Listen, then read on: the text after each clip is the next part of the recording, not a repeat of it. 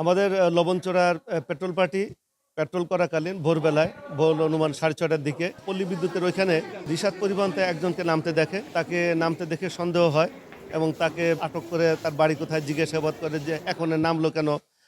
এই এই সমস্ত বিষয়ে তার সন্দেহ হলে তাকে ব্যাপকভাবে জিজ্ঞাসাবাদ করলে এক পর্যায়ে সে স্বীকার করতে বাধ্য হয় যে তার কাছে ইয়াবা আছে এবং সেটাতে তার রেকটাম বা মলদারে রেখেছে। তো এর আগেও আমাদের অভিজ্ঞতা আছে যে আমরা বেশ কয়েকদিন আগে আমরা নিশ্চয়ই আপনারা শুনেছেন যে স্বর্ণের বার সেও এরকম মলদারের ভিতরে করে নিয়ে আসছিল।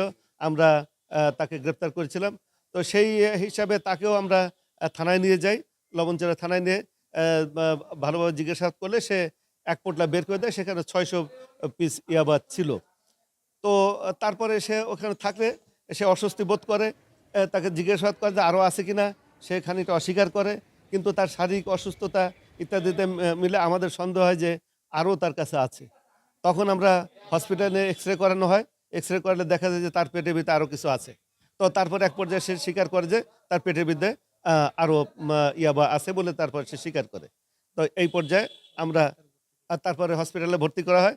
তারপরে ডাক্তারের প্রেসক্রিপশন মোতাবেক তাকে ওষুধ খাওয়ানো হয়েছে।